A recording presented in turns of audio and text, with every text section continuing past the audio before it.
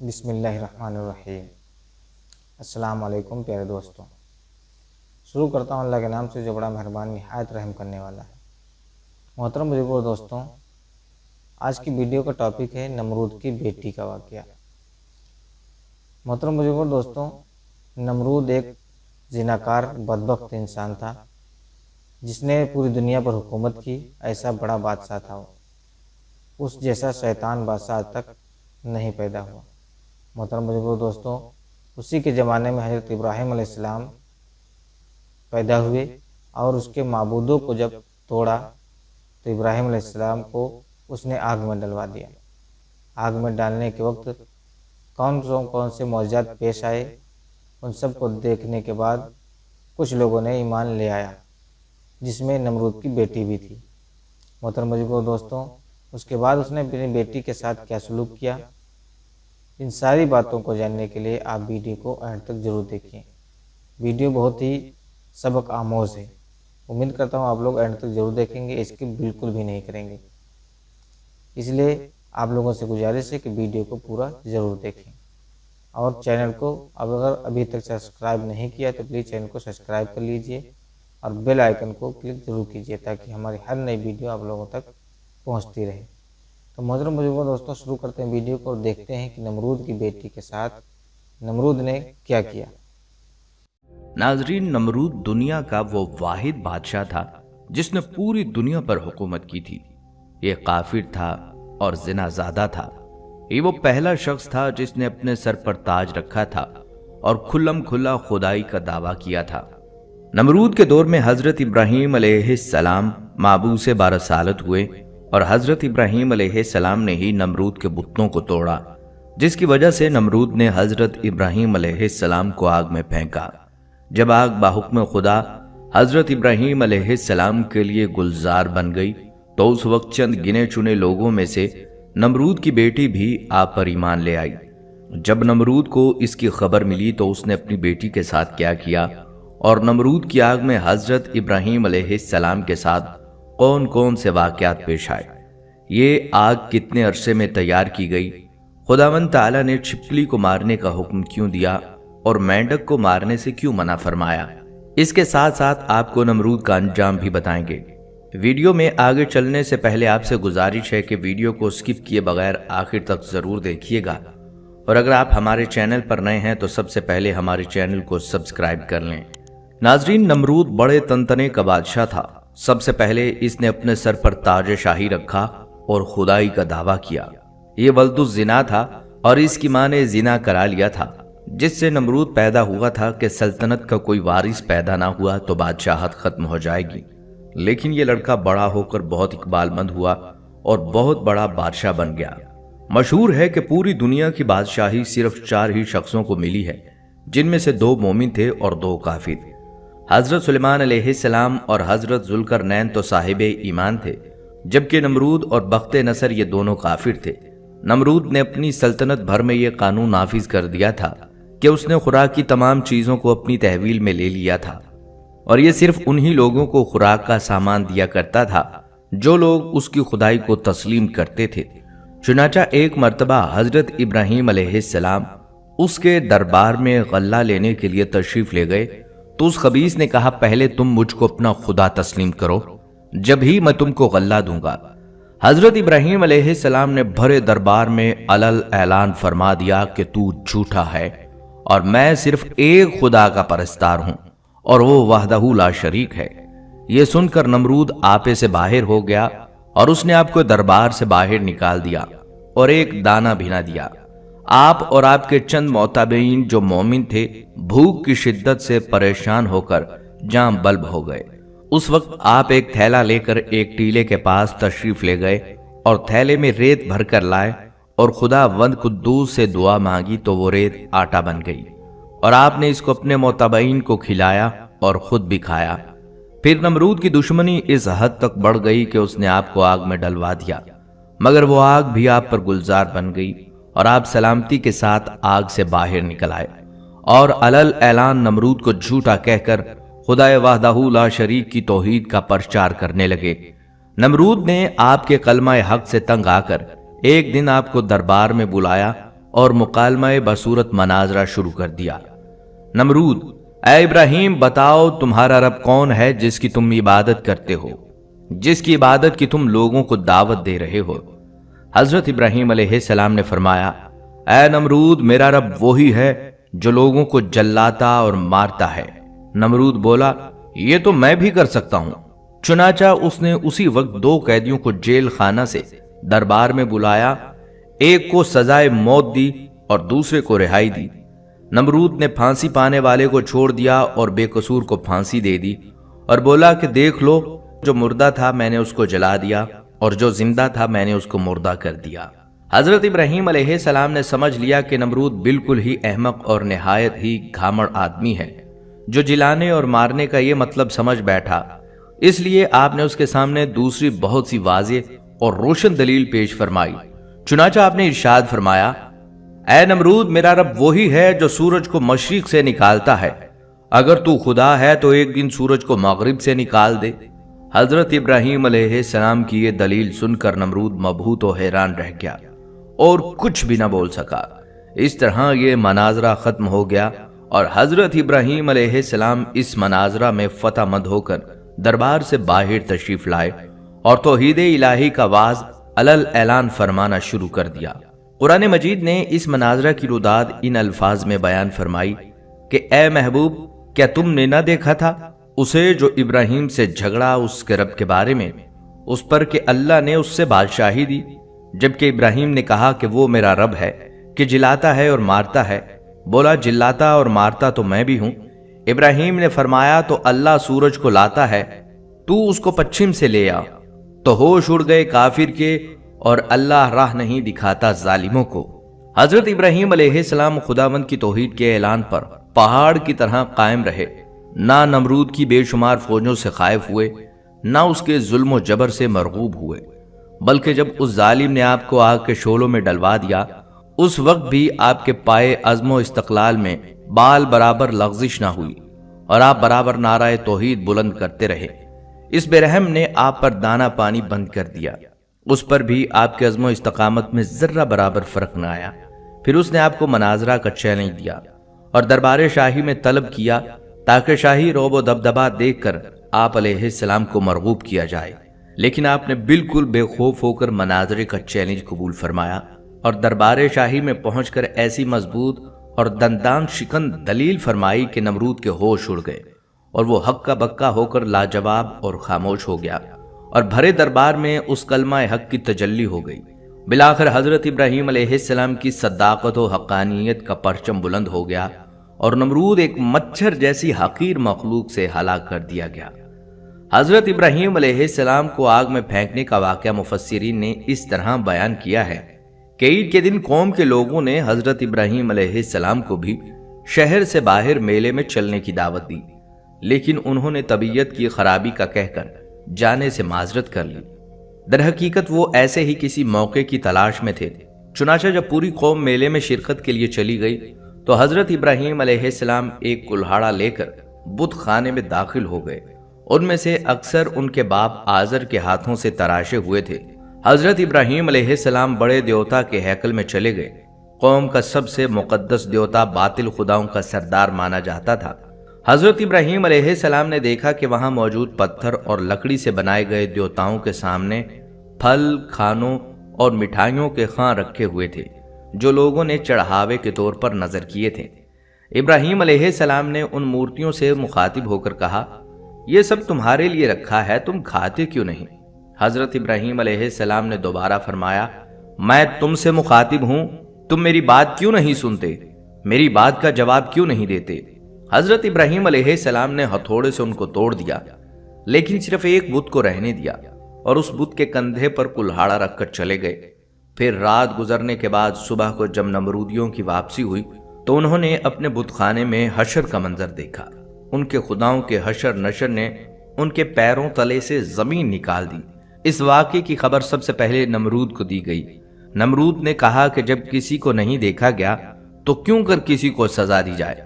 اس پر ان لوگوں نے جنہوں نے حضرت ابراہیم علیہ السلام کو یہ کہتے ہوئے سنا تھا، خدا کی قسم میں تمہارے بتوں کو ٹھیک کر دوں گا۔ نمرود سے کہا، یہ کام صرف ابراہیم کا ہے، نمرود نے کہا کہ میں صرف تمہارے کہنے پر سزا نہ دوں گا، ضرورت ہے کہ اس کو گرفتار کر کے برسر عام لایا جائے۔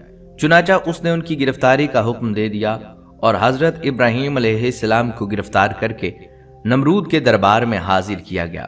دربار لوگوں سے کھچا کھچ بھرا ہوا تھا۔ حضرت ابراہیم علیہ السلام روب اور وقار کے ساتھ دربار میں داخل ہوئے اور شاہی پروٹوکول کو نظر انداز کرتے ہوئے نمرود کے سامنے جا کھڑے ہوئے۔ قرآن کریم میں اس حوالے سے فرمایا گیا، جس کا ترجمہ ہے، کہنے لگے ہمارے معبودوں کے ساتھ یہ سلوک کس نے کیا؟ بے شک وہ ظالموں میں سے ہے۔ لوگوں نے کہا کہ ہم نے ایک نوجوان کو ان کا ذکر کرتے ہوئے سنا ہے، اس کا نام ابراہیم ہے۔ وہ بولے کہ اسے لوگوں کے سامنے لاؤ تاکہ وہ گواہ رہیں۔ جب ابراہیم علیہ السلام آئے تو انہوں نے کہا، کیا ہمارے معبودوں کے ساتھ یہ کام تم نے کیا ہے؟ ابراہیم علیہ السلام نے کہا، یہ کام اس بڑے بت نے کیا ہوگا، اگر یہ بولتے ہیں تو ان سے پوچھ لو۔ وہ سر اونچا کر کے بولے، تم جانتے ہو کہ یہ بول نہیں سکتے۔ بہوالا سورہ انبیاء آیت 58 تا 65۔ حضرت ابراہیم علیہ السلام کا یہ رد عمل جہاں صاحب اقتدار لوگوں اور خود نمرود پر بجلی بن کر گرا، وہیں اس عمل سے عوام الناس کے دلوں میں حضرت ابراہیم علیہ السلام کی جرت اور حوصلے کی دھاک بیٹھ گئی۔ مذہبی پیشواؤں نے پر روب آواز میں پوچھا، اے ابراہیم، ہمارے بتوں کی توہین کس نے کی ہے؟ حضرت ابراہیم علیہ السلام نے جواب دیا، ہتھوڑا بڑے بت کے کندھے پر ہے، اس سے پوچھ لو کہ یہ سب کس نے کیا ہے۔ پجاری ندامت اور شرمندگی سے سر جھکا کر بولے، ابراہیم تو خوب جانتا ہے یہ پتھر کی مورتیاں بولتی نہیں۔ حضرت ابراہیم علیہ السلام نے فرمایا، جب یہ بولتے نہیں، حرکت نہیں کر سکتے، اپنا دفاع نہیں کر سکتے، تو تم ان سے نفع پہنچانے کی امید کیوں رکھتے ہو اور نقصان ہونے کا اندیشہ کیوں کرتے ہو؟ تم پر افسوس ہے کہ تم کائنات کے مالک اللہ کو چھوڑ کر جھوٹے معبودوں کو پوجتے ہو۔ کیا تم عقل و شعور نہیں رکھتے؟ حضرت ابراہیم علیہ السلام کی تقریر بت پرستوں کے عقائد پر ایسی کاری ضرب تھی کہ نمرود نے اپنی خود ساختہ خدائی کو زمین بوس ہوتے دیکھ لیا۔ نمرود چالاک آدمی تھا۔ اس نے حضرت ابراہیم علیہ السلام سے پوچھا، اے ابراہیم، تو اپنے باپ دادا کے دین کی مخالفت کیوں کرتا ہے؟ تو ان مقدس بتوں کو معبود ماننے سے کیوں منکر ہے؟ حضرت ابراہیم علیہ السلام نے فرمایا، اللہ تعالیٰ ساری کائنات کے تنہا مالک ہیں، ہم سب اس کی مخلوق ہیں۔ پتھروں اور لکڑیوں سے بنائے ہوئے بت خدا نہیں ہیں، یہ تو اپنی سلامتی اور حفاظت کے لیے بھی دوسروں کے محتاج ہیں۔ پرستش کے لائق وہ ہستی ہے جو کسی قسم کی احتیاج نہیں رکھتی اور تمام مخلوق اس کی محتاج ہے۔ یہ سن کر نمرود بولا، اگر میرے علاوہ کوئی رب ہے تو اس کا ایسا وصف بیان کر کہ جس کی قدرت مجھ میں نہ ہو۔ حضرت ابراہیم علیہ السلام نے فرمایا، میرا رب موت و حیات پر قادر ہے۔ نمرود بولا، زندگی اور موت تو میرے قبضہ قدرت میں بھی ہے۔ اس نے ایک قیدی کو جس کو سزائے موت کا حکم ہو چکا تھا جان بخشی کر دی اور دربار میں موجود ایک شخص کی گردن مار دینے کا حکم ثابت کر دیا۔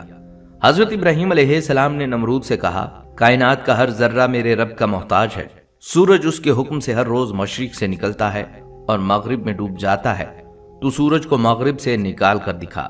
مذہبی پیشواؤں اور بادشاہ کے عقائد کی تقزیب نے ایوان نمرود میں دراڑیں ڈال دی۔ ارباب اختیار نے شور و غوغا بلند کیا کہ ابراہیم ہمارے دیوتاؤں کی توہین کا مرتکب ہوا ہے اور باپ دادا کے مذہب کو جھٹلاتا ہے۔ اس کی سزا یہ ہے کہ اسے آگ میں پھینک دیا جائے۔ بتوں کو توڑنے کا عمل نمرود سمیت پوری قوم کے لیے ناقابل معافی جرم تھا، لہٰذا فیصلہ کیا گیا کہ حضرت ابراہیم علیہ السلام کو آگ میں ڈال دیا جائے تاکہ آئندہ کسی کو بتوں کی بے حرمتی کی ہمت نہ ہو۔ چنانچہ پوری قوم لکڑیاں جمع کرنے کے عمل میں مصروف ہو گئی، یہاں تک کہ اگر کوئی بیمار پڑ جاتا یا کسی کا کوئی کام نہ ہوتا تو وہ منت مانتا کہ اگر مجھے شفا ہو گئی یا میرا کام مکمل ہو گیا تو میں ابراہیم علیہ السلام کو جلانے کے لیے لکڑیوں کا گٹھا دوں گا۔ ایک مدت تک قوم لکڑیاں جمع کرتی رہی۔ جب لکڑیوں کا پہاڑ کھڑا ہو گیا تو ایک بہت گہری خندق کھودی گئی، لکڑیوں کے اس ڈھیر کو اس میں ڈالا گیا۔ عجائب القصص علامہ عبد الواحد بن محمد مفتی صفحہ نمبر 87 میں ہے کہ نمرود نے ان کو گرفتار کر کے ایک لوہے والے تنور میں بند کر دیا اور پھر اس میں آگ جلوا کر دی۔ کافی دیر کے بعد جب انہیں برآمد کیا تو وہ جیسے کہ تیسے تھے، یعنی ان کو کوئی گزند اس آگ سے نہ پہنچا۔ نمرود نے حکم دیا انہیں قید خانے میں بند کر دیا جائے اور ان کو ختم کرنے کا کوئی اور حل تلاش کیا جائے۔ چنانچہ انہیں ایک اور روایت کی بنیاد پر 40 دن اور ایک روایت کی بنا پر 7 سال قید میں رکھا اور اس دوران انہیں نذر آتش کرنے کا فیصلہ کیا۔ بروایت معرج نبوت نمرود نے بمقام کوسا جو کوفہ میں ہے ایک 4 دیواری تعمیر کروائی جس کی لمبائی 4 فرسخ اور چوڑائی 4 فرسخ تھی اور اس کی بلندی 100 گز تھی۔ بروایت روضۃ الصفا اس کی لمبائی 60 گز، چوڑائی 40 گز اور بلندی 20 گز تھی۔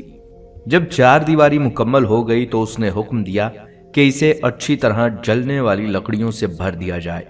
چنانچہ اسے لکڑیوں سے پر کر دیا گیا۔ ایک روایت میں ہے کہ یہ 4 دیواری 1 ماہ میں پر کی گئی اور چاروں طرف وہ جلنے لگی۔ جب اس کے شعلے بھڑکے تو انہوں نے میلوں یہ عالم پیدا کر دیا کہ کوئی قریب نہ جا سکتا تھا، کوئی پرندہ فضائے بالا تک اس کے اوپر سے نہ گزر سکتا تھا۔ تبری میں ہے کہ آگ کو بھڑکانے میں 2 سال لگ گئے تھے۔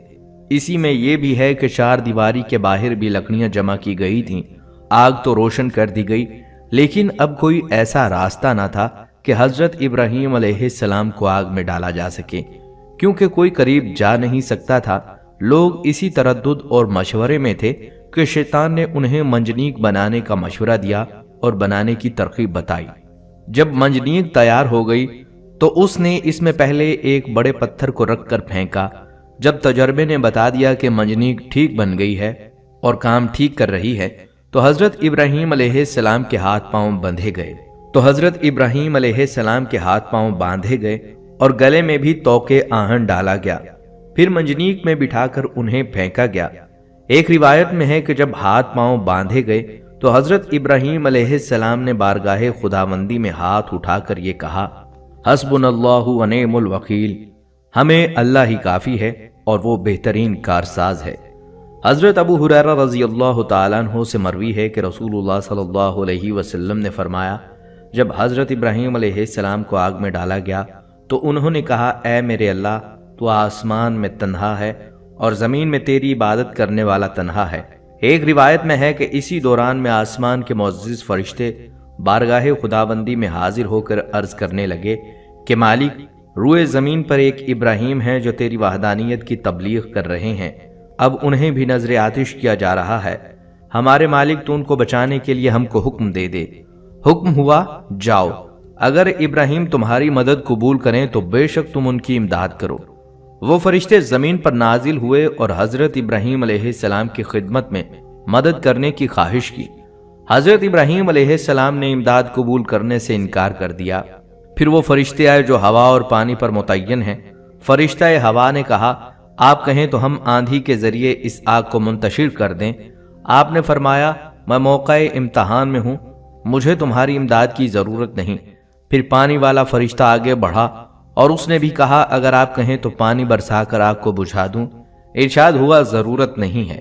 الغرض حضرت ابراہیم علیہ السلام کو منجنیق میں رکھ کر پھینکا گیا۔ وہ ہوا میں الٹتے پلٹتے جا رہے تھے کہ حضرت جبرائیل علیہ السلام نے بڑھ کر استقبال کیا اور ان سے ملاقات کر کے کہا، اے ابراہیم علیہ السلام، آپ کو کوئی حاجت ہے؟ فرمایا، بے شک ہے، لیکن تم سے نہیں۔ پھر حضرت جبرائیل علیہ السلام نے کہا، اچھا، مالک ہی کی طرف رجوع کرو۔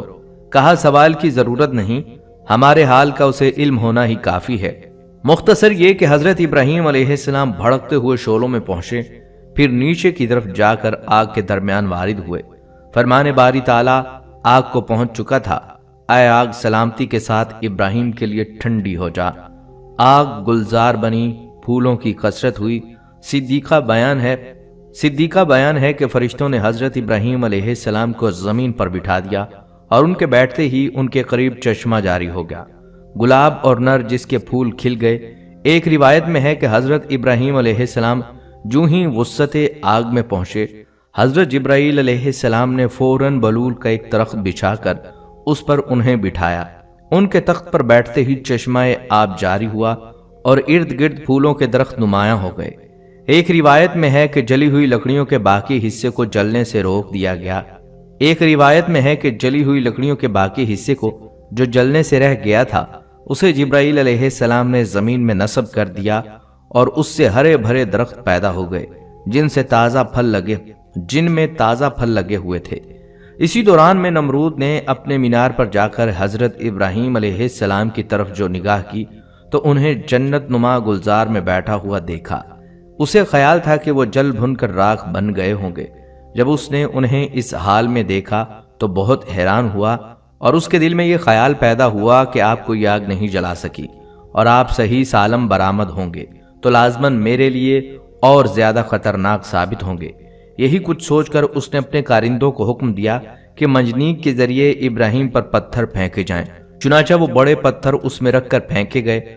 وہ پتھر باروایت عجائب القصص صفحہ نمبر 88 ایک مقام پر ہوا میں جمع ہو گئے اور بحکم خدا بادلوں کی صورت اختیار کر کے برسنے لگے، جس کے نتیجے میں اس حصے کے علاوہ جو گلزار بنا ہوا تھا، جس قدر بھی آگ اس طویل 4 دیواری میں تھی، سب بجھ گئی۔ علامہ مسجد تحریر فرماتے ہیں کہ دنیا میں سب سے پہلے جو منجنیق بنائی گئی وہ وہی تھی جس میں رکھ کر حضرت ابراہیم علیہ السلام کو آگ میں ڈالا گیا۔ یہ منجنیق مقام کوسہ میں جو کوفہ کے ایک گاؤں کنزار میں واقع ہے، شیطان کے ہاتھوں بنی تھی۔ انہوں نے حیات القلوب کے صفحہ نمبر 90 میں تحریر فرمایا ہے کہ حضرت ابراہیم علیہ السلام کو جب ہاتھ پاؤں باندھ کر منجنیق میں رکھا تو ان کا چچا آزر جو حکومت نمرود کا وزیر تھا، حضرت ابراہیم علیہ السلام کے پاس آیا اور ان کے رخ مبارک پر ایک تماشا مار کر کہا، اب بھی اپنی حرکت سے باز آ جا اور نمرود کی خدائی کو تسلیم کر لے۔ حضرت ابراہیم علیہ السلام نے فرمایا کہ جو خدا ہے خدائی اسی کی تسلیم کی جائے گی اور اسی کی تسلیم شدہ ہے، یہ نہ خدا ہے نہ اس کی خدائی مانی جا سکتی ہے۔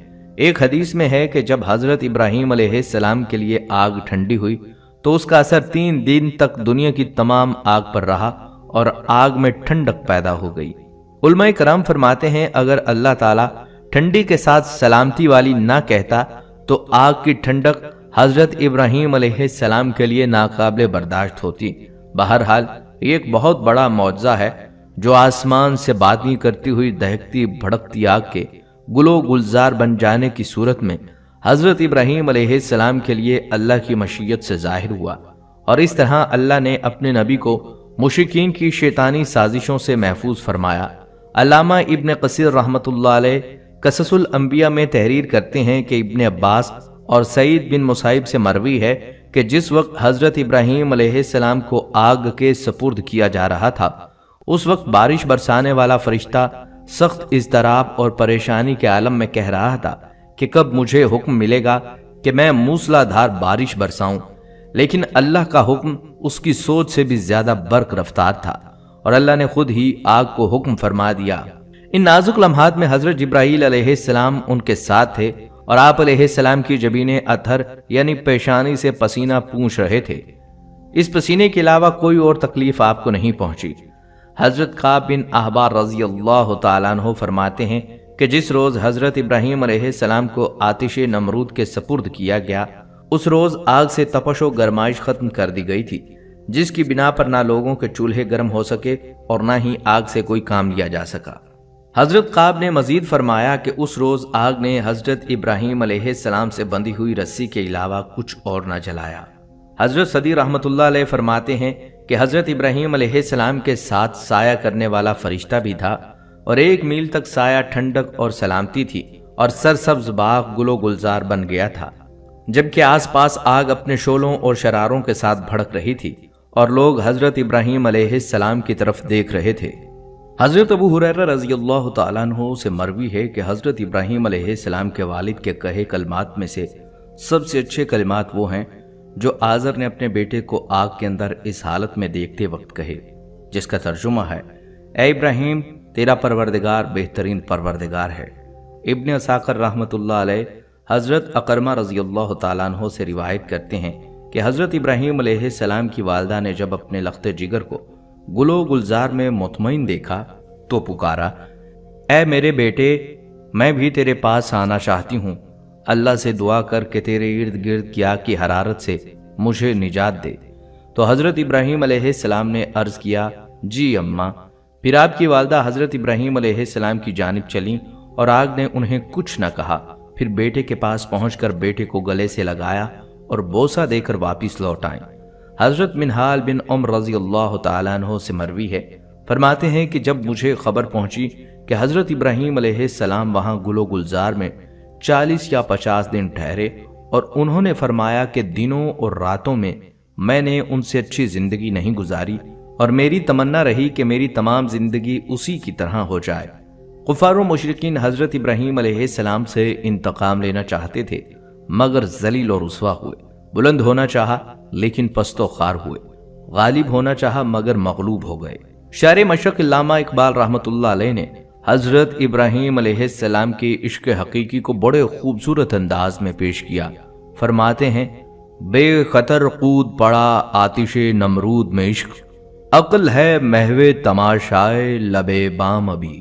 حضرت ابراہیم علیہ السلام کو آگ میں پھینکے جانے کا واقعہ اور اس میں چھپکلی کا کردار، جس کے بارے میں تاریخ کی کتابوں میں مورخین نے لکھا ہے کہ جب نمرود نے حضرت ابراہیم علیہ السلام کو اللہ رب العزت کی وحدانیت کی دعوت دینے پر آگ میں ڈالنے کا حکم دیا، تو اس وقت یہ واقعہ کرۂ ارض کا ایک کربناک سانحہ تھا، جس کا ذکر انسانوں کے علاوہ چرند پرند جنوں سب کے درمیان ہوا۔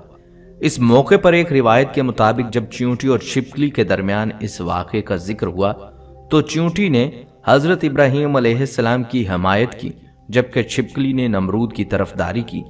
ایک اور روایت کے مطابق جب ابراہیم علیہ السلام کو آگ میں ڈال دیا گیا، اس موقع پر چھوٹے پرندے بھی اپنی استطاعت کے مطابق اپنی چونچ میں پانی بھر کر آگ میں ڈال رہے تھے تاکہ یہ آگ حضرت ابراہیم علیہ السلام کے لیے ٹھنڈی ہو سکے۔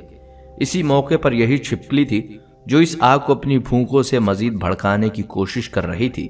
ایک اور روایت کے مطابق ایک بار ایک صحابی فتیح بن مغیرہ رضی اللہ تعالیٰ عنہ کی آزاد کردہ ایک غلام عورت جب بی بی عائشہ رضی اللہ تعالیٰ عنہ کے گھر آ گئیں تو انہوں نے وہاں ایک نیزہ پڑا ہوا دیکھا۔ انہوں نے بی بی عائشہ رضی اللہ تعالیٰ عنہ سے دریافت کیا اس کا کیا مقصد ہے، تو انہوں نے جواب دیا یہ چھپکلی کو مارنے کے لیے ہے، کیونکہ حضور صلی اللہ علیہ وسلم نے بتایا ہے کہ جب سارے جانور حضرت ابراہیم علیہ السلام کو بچانے کی کوشش کر رہے تھے تب یہ چھپکلی واحد جانور تھی جس نے اس آگ کو بھڑکانے کی کوشش کی تھی۔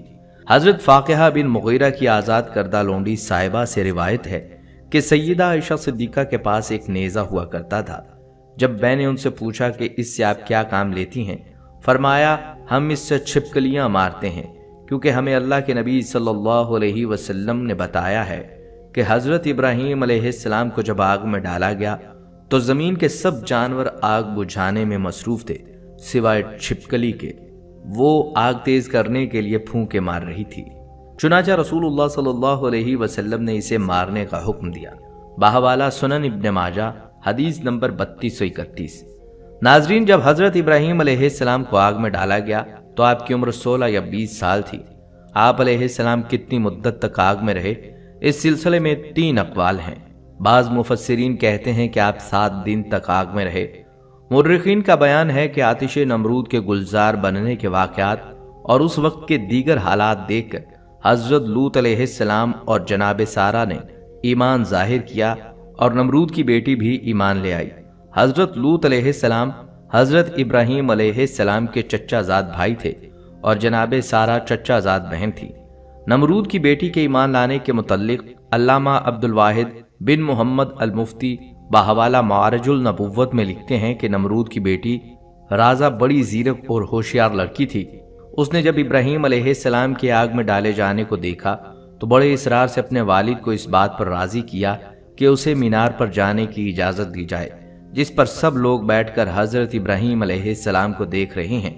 چنانچہ نمرود نے اجازت دے دی اور وہ اس مینار پر جا پہنچے۔ وہاں پہنچ کر اس نے حالات دیکھے۔ اسے یہ دیکھ کر بڑا تعجب ہوا کہ آگ گلزار بن گئی اور بلور کا تخت ان کے لیے لایا گیا ہے۔ اس نے بے ساختہ آواز دی، اے ابراہیم، میں یہ کیا دیکھ رہی ہوں؟ اے ابراہیم، یہ حالات کیوں کر پیدا ہوئے؟ خدا نے اس کی آواز حضرت ابراہیم علیہ السلام تک پہنچا دی۔ حضرت ابراہیم علیہ السلام نے جواب دیا، جس کے دل میں اللہ کی معرفت ہو اسے آگ نہیں جلا سکتی۔ اس نے کہا، کیا مجھے اجازت ہے کہ میں آگ میں آپ تک آ جاؤں؟ آپ نے فرمایا، تو کلمہ پڑھ لے تو ہمارے پاس آ سکتی ہے۔ اس نے کلمہ پڑھا اور چپکے سے اتر کر حضرت ابراہیم علیہ السلام کے پاس جا پہنچی۔ جب آگ کے قریب پہنچی तो आग ने उसके जिस्म के किसी हिस्से को नुकसान ना पहुंचाया और वो हज़रत इब्राहीम अलैहिस्सलाम तक जा पहुंची। वहां पहुंचकर उसने अपने ईमान की तजदीद की और वापस अपने घर बाप के पास चली गई। नमरूद को जब अपनी बेटी के ईमान लाने का वाक़या मालूम हुआ तो वो आग बगोला हो गया और अपनी बेटी से कहने लगा कि तौबा कर। उसने इनकार कर दिया। फिर उसने जिद की और डराया, मगर उसने परवाह न की। नमरूद जब उसको समझाने से आजिज हो गया तो उसने अपनी बेटी को जल्लादों के हवाले कर दिया। जल्लादों ने उसे धूप में लिटाकर उसके हाथ और पांव में मीख ठोंक दी। उधर जल्लादों ने उसे सजा दी, उधर खुदावंद ताला ने हज़रत जिब्राईल अलैहिस्सलाम को हुक्म दिया कि मेरी कनीज़ को वहां से तंदुरुस्त करके इब्राहीम तक पहुंचा दो। ये वाक़या हज़रत इब्राहीम अलैहिस्सलाम की आग से निकलने के बाद का है। हज़रत जिब्राईल अलैहिस्सलाम ने नमरूद की बेटी राजा को हज़रत इब्राहीम अलैहिस्सलाम की खिदमत में पहुंचा दिया। चुनाचा वो उन्हीं ही के पास रही। चुनाचा उन्होंने उसकी शादी अपने एक फर्जंद मुदईन के साथ कर दी, जो कि सारा और हाजरा के अलावा कुतूरा बीवी से था। और फिर खुदा ने उसे ये इज्जत दी कि उसके सिलसिला रहम में बहुत से अंबिया को पैदा किया। बेशक ये दीन इस्लाम का हुस्न है कि जो भी उसकी आगोश में आ गया उसकी दुनिया और आखिरत दोनों संवर गई। नाजरीन, ये थी हमारी आज की वीडियो। हम उम्मीद करते हैं कि आपको ये वीडियो पसंद आई होगी। अगर आपको ये वीडियो पसंद आई है तो आपसे गुजारिश करते हैं कि हमारे चैनल को सब्सक्राइब कर लें और अपनी कीमती राय का इजहार कमेंट्स में ज़रूर करें। कमेंट्स में आप अपने सवालात भी हम तक पहुंचा सकते हैं। अल्लाह ताला आपको अपनी हिफ्ज़ व अमान में रखे। आमीन।